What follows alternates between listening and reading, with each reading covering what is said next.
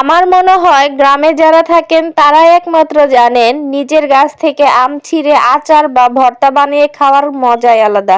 আসসালামু আলাইকুম, কেমন আছেন সবাই? আশা করছি সবাই ভালো আছেন। আমি মিম নতুন আরেকটি ভিডিও নিয়ে চলে আসলাম। তো এই যে আমাদের গাছে তো আম ধরছে, এটা তো আপনারা সবাই জানেন। তো সেই গাছ থেকে আজকে আম পেড়ে আচার এমনকি ভর্তা বানিয়ে খাবো দুপুরে।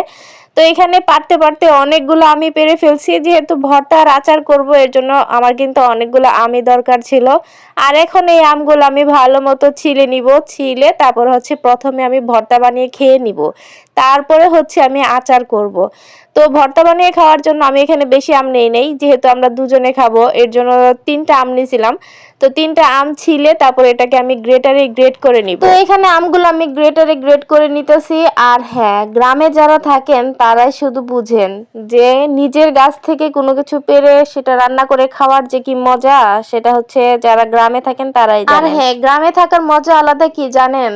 আপনি যদি 2 দিন বাজার না করেন, সবজি বাজার যদি না করেন, তাহলে কিন্তু আপনার চলে যাবে। কারণ গ্রামে হচ্ছে মাঠে ঘাটে কিন্তু অনেক ধরনের সবজি পাওয়া যায়, যেরকম শাক, তারপর হচ্ছে কচুরলতি, এগুলো দিয়ে কিন্তু আপনি 2 দিন অন্তত হচ্ছে আপনি চালাই দিতে পারবেন। এটা হচ্ছে গ্রামের মজা, আর এগুলো কিন্তু খেতে অনেক সুস্বাদু হয়।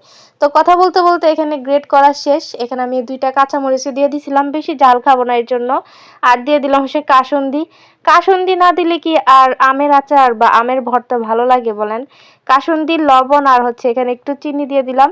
চিনিটা আমি একটু বেশি দিলাম, যেহেতু আপনাদের ভাইয়া হচ্ছে টকটা কম খায়। তো এটা খাওয়া দাওয়া করার পর রান্না করব, রান্না করে তারপর হচ্ছে আবার আমের আচার বানাবো। সত্যি ভর্তাটা কিন্তু অনেক মজার হয়েছিল। আর হ্যাঁ, এখন বানাবো হচ্ছে আমের আচার। তো আমের আচারের জন্য আমগুলো আমি ছিলে নিতেছি। আমগুলো সবগুলো আমি ছিলে তারপর হচ্ছে ভালো মতো ধুয়ে নিব। আর হচ্ছে আমের আচার কিন্তু এটা আমি সিম্পল ভাবে বানাইতেছি। তো এই যে আমগুলো ধুয়ে তারপরে হচ্ছে আমি একটা ট্রেতে রাখতেছি।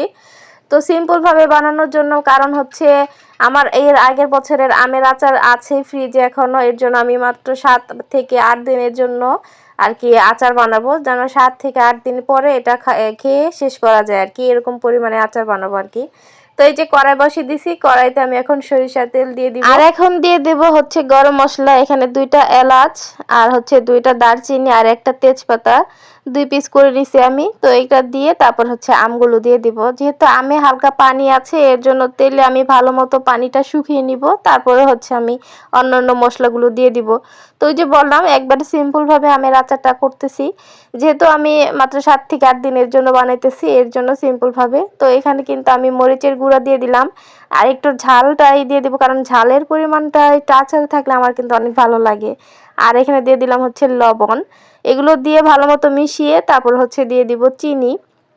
চিনিটা পরিমাণ মতোই দিব, বেশি টকও রাখবো না, হচ্ছে বেশি হচ্ছে মিষ্টিও করব না। আমের এই আচারের নাম হচ্ছে খাট্টা। তো আমাদের এদিকে সবাই কিন্তু খাট্টা নামেই চিনে। তো আমি সেই খাট্টাই বানাইতেছি আজকে। তো চিনিটা দিয়ে চিনি গললে আর কি আমটা আমি গালিয়ে ভালো মতো নেড়ে চেড়ে তারপর হচ্ছে আচারটা বানিয়ে নিব। এই যে চিনি কিন্তু প্রায় গলে আসছে, আবার আমটাও কিন্তু প্রায় সিদ্ধ হয়ে আসছে। তো আমটা কিন্তু আমি একেবারে হচ্ছে ভর্তার মতো করে নেব। এটা এভাবেই আমাদের এখানে আর আমরা এটাকে খাট্টা নামিয়ে চিনি, ছোটবেলা থেকে এভাবে খেয়ে আসতেছি। তো এই যে আমার খাট্টা রান্না শেষ। আপনারাও কিন্তু সিম্পল ভাবে এরকম আচার বানিয়ে 7 থেকে 8 দিন খেতে পারেন। তো ভিডিওটি কেমন লাগছে অবশ্যই কমেন্টে জানাবেন। Thanks for watching.